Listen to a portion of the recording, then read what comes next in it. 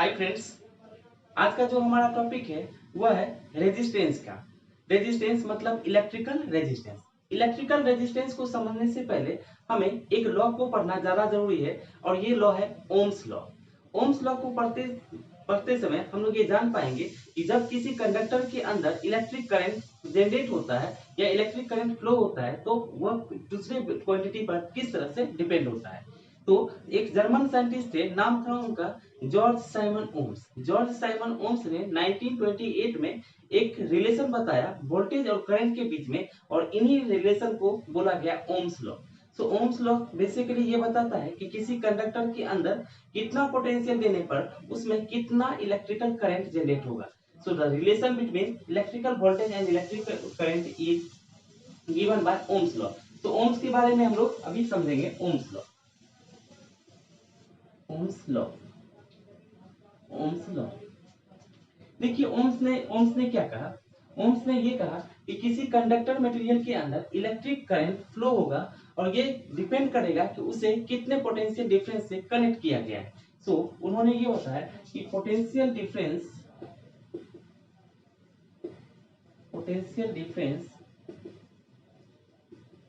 Directly proportional to electric current.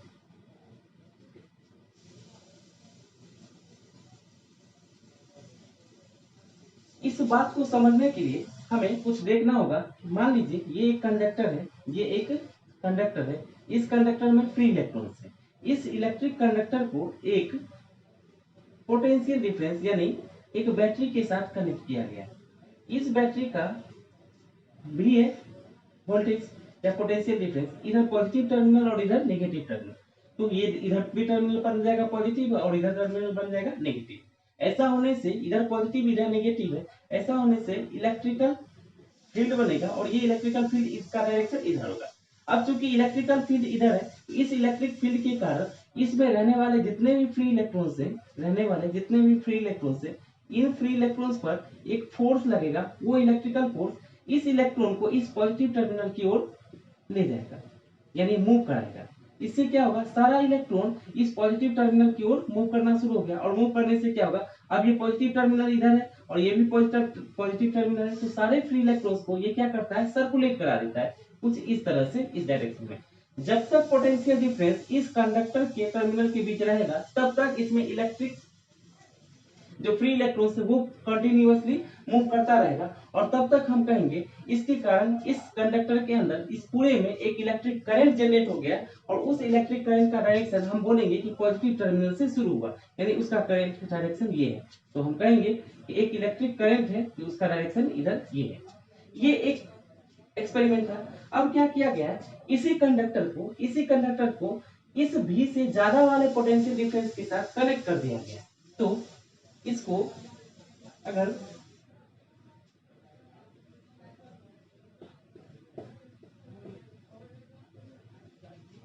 ये positive terminal, इस battery का ये पॉजिटिव टर्मिनल और ये नेगेटिव टर्मिनल, इधर भी पॉजिटिव टर्मिनल बन जाएगा, इधर भी नेगेटिव टर्मिनल बन जाएगा। अब क्या है, इलेक्ट्रिक फील्ड का डायरेक्शन भी इधर ही होगा। अब देखिए क्योंकि यहाँ पोटेंशियल डिफरेंस ज्यादा है और यहाँ पोटेंशियल डिफरेंस कम है, इसलिए यहाँ पर बनने वाला इलेक्ट्रिक फील्ड ज्यादा होगा और यहाँ पर बनने वाला इलेक्ट्रिक फील्ड भी कम होगा। अब चूंकि इलेक्ट्रिक फील्ड ज्यादा लग रहा है इसलिए इस कंडक्टर के अंदर जो फ्री इलेक्ट्रॉन्स है उस फ्री इलेक्ट्रॉन्स पर लगने वाला इलेक्ट्रिकल फोर्स भी ज्यादा होगा और वह इलेक्ट्रिकल फोर्स इसको तेजी से खींचेगा। उससे तेजी से खींचने से होगा ये, इसमें जितने भी फ्री इलेक्ट्रॉन्स है उनका मूवमेंट बहुत तेज हो जाएगा और वो कम समय में इस क्रॉस सेक्शनल एरिया को ज्यादा से ज्यादा क्रॉस कर लेंगे। इससे होगा ये कि इसमें बहने वाला जो इलेक्ट्रिक करंट है वो भी ज्यादा होगा और उसका भी डायरेक्शन ये होगा। अब अगर यदि मैं ये कहूँ, ये इलेक्ट्रिक करंट कम है और ये इलेक्ट्रिक करंट ज्यादा है, इसको एक इंडिकेट कर रहा हूँ, ये I1 है और ये I2 है, ये वोल्टेज V1 और ये V2। तो हुआ क्या, इसमें क्या, यही कंडक्टर मटेरियल, इस कंडक्टर मटेरियल को कम पोटेंशियल डिफरेंस वाले बैटरी के साथ जब कनेक्ट किया गया तो इससे हुआ क्या, इससे कम इलेक्ट्रिक फील्ड बना और इससे कम इलेक्ट्रिक फील्ड बना तो कम फोर्स बना। कम फोर्स के कारण क्या होगा, इलेक्ट्रिक जो चार्जेस हैं, जो फ्री इलेक्ट्रॉन्स हैं, उनका मूवमेंट भी कम हुआ। मूवमेंट कम होने का मतलब क्या हुआ, स्लो हुआ। इसके कारण बनने वाला जो इलेक्ट्रिक करंट है वो भी कम बना। इसके कंपैरिजन में यहाँ पर मैंने हैवी बैटरी लगाया है और पोटेंशियल डिफरेंस ज्यादा कर दिया। जैसे पोटेंशियल डिफरेंस ज्यादा कर दिया, इलेक्ट्रिक फील्ड भी ज्यादा हो गया। चूंकि इलेक्ट्रिक फील्ड ज्यादा हो गया, इस कंडक्टर पर लगने वाला इलेक्ट्रिकल फोर्स भी ज्यादा हो गया। अब चूंकि ये पॉजिटिव टर्मिनल है, ये नेगेटिव टर्मिनल है, इसलिए इस कंडक्टर के अंदर रहने वाला जो फ्री इलेक्ट्रॉन्स है, उस फ्री इलेक्ट्रॉन्स को ये पॉजिटिव टर्मिनल अपनी ओर अट्रैक्ट करेगा और अट्रैक्ट करते रहेगा करते रहेगा करते रहेगा। जब तक करता रहेगा तब तक इसमें इलेक्ट्रिक करंट फ्लो होता रहेगा, तो हम कहेंगे इलेक्ट्रिक करंट फ्लो हो गया। अब मैं इन दोनों को कंपैरिजन करते हुए ये कह सकता हूं कि I1 I2 is greater than I1, similarly V2 is greater than V1। इसका मतलब है कि किसी कंडक्टर को जब मैं ज्यादा वोल्टेज दूंगा, उसमें से होकर फ्लो होने वाला करंट भी क्या होगा, ज्यादा होगा। इस कंपैरिजन से हमें ये पता चल गया कि electric current directly proportional to होते हैं किसके, पोटेंशियल डिफरेंस के। अभी इसी रिलेशन को, यही रिलेशन बताया ओम्स ने, और जनरली इसी रिलेशन को बोला जाता है ओम्स लॉ। इससे आगे बढ़ते हुए हम लोग ये जान पाएंगे I चूंकि डायरेक्टली प्रोपोर्शनल टू है पोटेंशियल डिफरेंस के, तो हम कह सकते हैं कि ये जो डायरेक्टली प्रोपोर्शनल टू है I, इसकी जगह पर मैं क्या कर सकता हूँ, एक इंडिकेट कर सकता हूँ, so B directly proportional to I। अब इस डायरेक्टली प्रोपोर्शनल टू के साइन के जगह पर मैं इसे क्या करूंगा, इक्वल टू रखूंगा, और इक्वल टू रखने से क्या होगा, एक कांस्टेंट बनेगा। इस कांस्टेंट का मैंने नाम दिया यहाँ पर R, इसका नाम दिया मैंने R। So this is called Ohm's law, इसी को बोला गया Ohm's law, Ohm's law.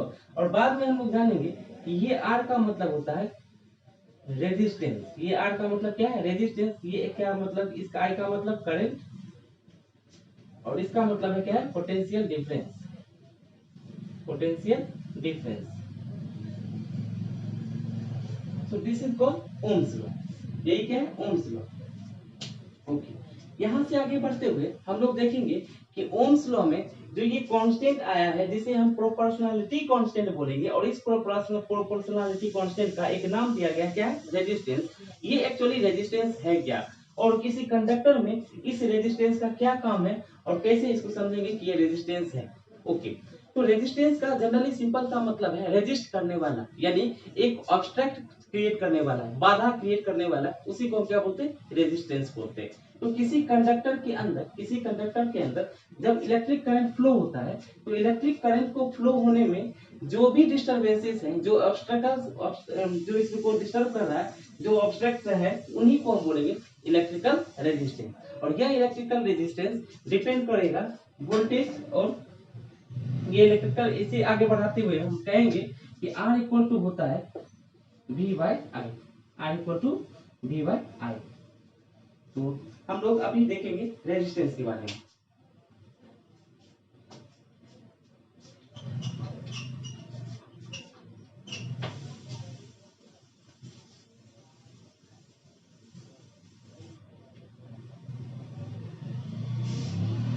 Electrical resistance, तो देखिए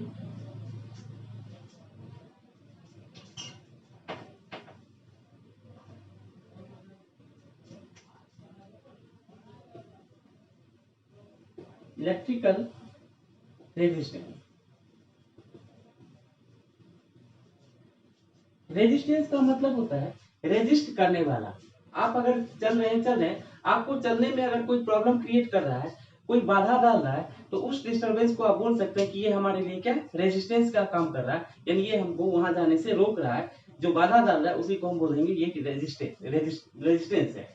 तो किसी कंडक्टर के अंदर जब इलेक्ट्रिक करंट, मान लीजिए ये कंडक्टर है, इसमें इलेक्ट्रिक करंट यानी इलेक्ट्रिक चार्जेस फ्लो हो रहे हैं इस डायरेक्शन में, तो इलेक्ट्रिक चार्जेस को तो डायरेक्टली यहाँ से यहाँ नहीं चले जाएंगे। इलेक्ट्रिक चार्ज क्या होता है, एक दूसरे से टकराते हुए जाता है, क्योंकि एक दूसरे से जब टकराता है तो उनका जो स्पीड होता है, जो वेलोसिटी होता है, वो ब्रेक हो जाता है, और ब्रेक होने के कारण क्या होता है, वो क्या होता है, डायरेक्टली यहाँ से यहाँ तक नहीं पहुंच पाते हैं। और ये जो डिस्टरबेंस है, ये जो जिसकी वजह से टक्कर हो रहा है, यही क्या है, रेजिस्टेंस है, यानी इसी को हम बोलेंगे रेजिस्टेंस। हर एक मटेरियल का अपना अपना रेजिस्टेंस होता है, वो डिपेंड करता है कि वो मटेरियल किससे मिलकर बना है।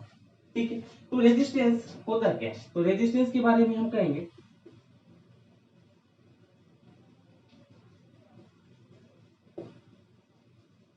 the resistance of a conductor, the resistance of a conductor is the property by virtue of which it creates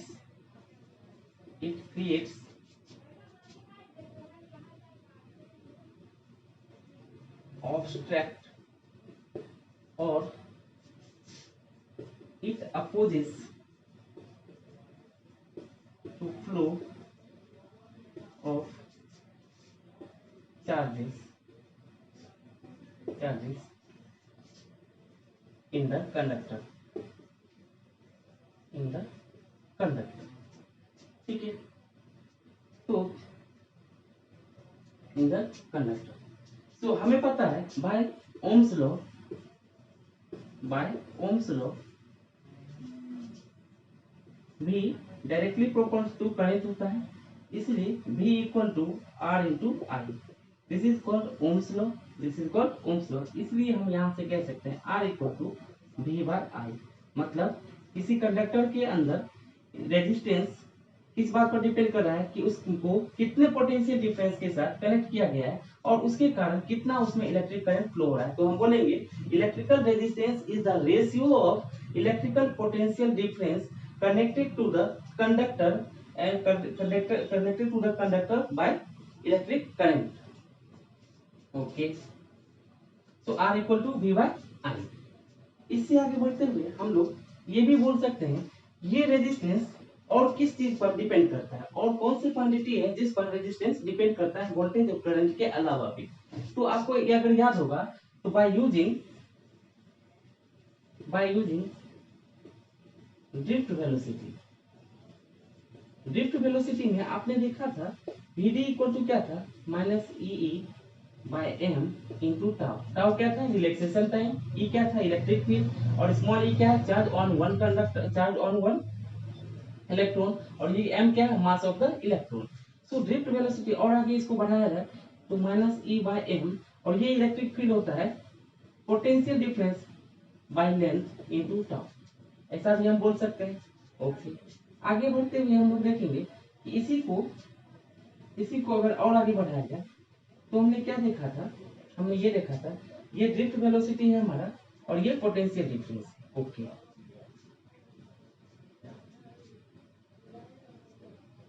क्या इस पोटेंशियल डिफरेंस को ये हमारा टाउ बन गया था माइनस ई बाय एम। इसी से आगे बढ़ते हुए एक और रिलेशन था,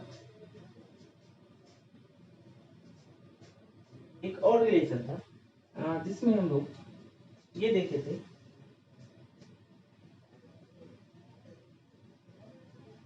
bye using drift velocity current I equal to V D E N A. एक रिलेशन ऐसा भी था जिसमें ए क्या है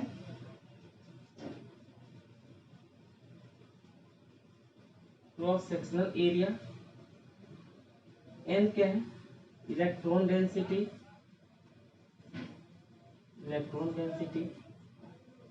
ये क्या है चार्ज ऑन वन इलेक्ट्रॉन और ये क्या है ड्रिफ्ट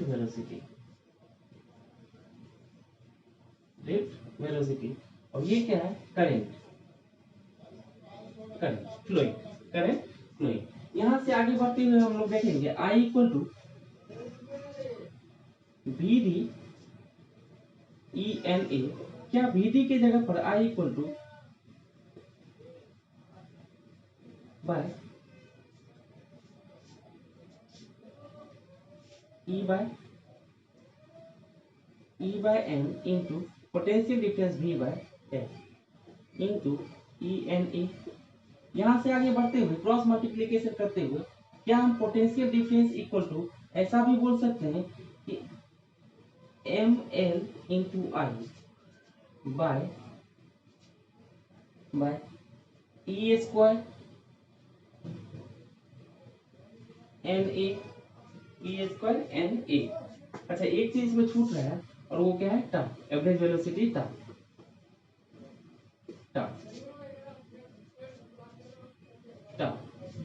ठीक, तो हम बोल सकते हैं V equal to M L N E square A tau into आई।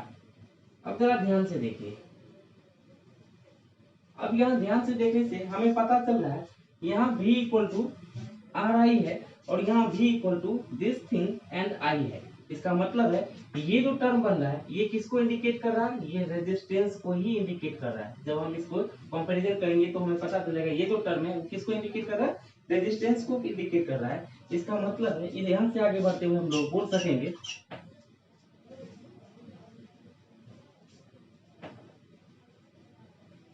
सकेंगे कि resistance R equal to M L by N E square A tau.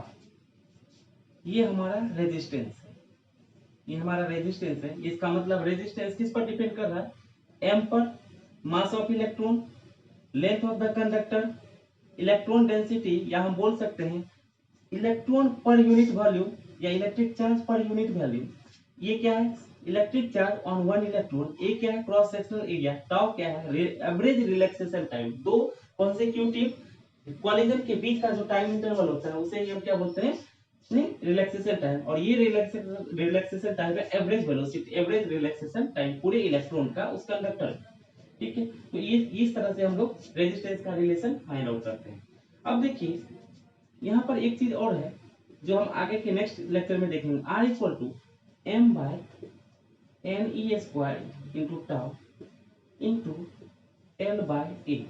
ये एल क्या है, देखो यहाँ पर क्या है, इस इक्वेशन को अगर हम देखें तो यहाँ पर क्या क्या चीज है जो कांस्टेंट है। मास ऑफ इलेक्ट्रॉन कांस्टेंट है, electron per unit volume constant. कोई मटेरियल चाहे जैसा भी हो उसका पर यूनिट वॉल्यूम तो हमेशा कांस्टेंट ही रहेगा, इसलिए electron per unit volume constant है। चार्ज ऑन वन इलेक्ट्रॉन हमेशा कांस्टेंट होता है, 1.6 × 10⁻⁻19 कूलम होता है वो, तो ये भी फिक्स है। एवरेज रिलैक्सेशन टाइम मटेरियल का अंदर का है, ये भी क्या फिक्स है। तो क्या बदल रहा है, तो लेंथ, यानी कोई भी कंडक्टर का लेंथ, मान लीजिए ये अपने पास एक कंडक्टर है, इसका मैं अगर लेंथ बढ़ा दूं तो क्या हो जाएगा, एरिया कम हो जाएगा, या एरिया बढ़ा दूं, क्रॉस सेक्शनल एरिया को दबा दूं तो क्या करेंगे, तो लेंथ घट जाएगा। तो इस तरह से लेंथ और एरिया ये दोनों क्या होगा, वेरिएबल थिंग्स है। ये दोनों क्या है, वेरिएबल थिंग्स है। तो हम कहेंगे यहाँ देखिए ये जो चीज है जो कांस्टेंट आ रहा है, इस कांस्टेंट चीज को हम बोलेंगे रेजिस्टिविटी, इसे हम बोलेंगे रेजिस्टिविटी। और इसे हम लोग नेक्स्ट के क्लास में देखने वाले हैं कि रेजिस्टिविटी एक्चुअली क्या है। उम्मीद करता हूं कि आज का क्लास आपको समझ में आया होगा। नेक्स्ट हम लोग नेक्स्ट क्लास में करेंगे।